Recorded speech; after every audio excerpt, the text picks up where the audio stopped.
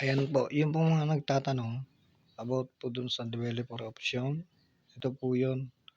Yung setting, hindi pa po nyo nagagalaw po yun kasi dito, hindi po nyo yun masa-search. Ayan, i-search nyo lang po yung developer option. Then, pag wala, ibig sabihin hindi pa po nagagalaw. Ngayon, dun po sa mga nakagalaw kasi yan, masa-search na po nila. Yung pong iba kasi, dito po nila yan na-open, dito sa may phone, sa about. Tapos yung build number po na ito, pindutin nyo lang po ng maraming beses. Ayan. Ayan.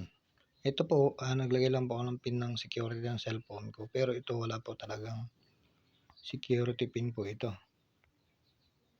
Kaya ayan po. Pwede mo, pag sinearch mo na po siya, ayun po, na-open na po yun. Naka-on na po itong developer. Ito po, kailangan nyo lang po i-off yan. Meron po dito yung naka-on na unknown source.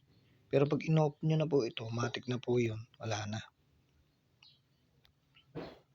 Yan, wala na po yun. Naka-off na po yun lahat.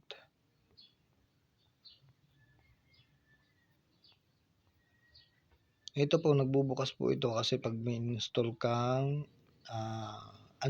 unsecured or unsafe na mga apps po. Kaya po ito nag-on. Kailangan mo siyang i-on.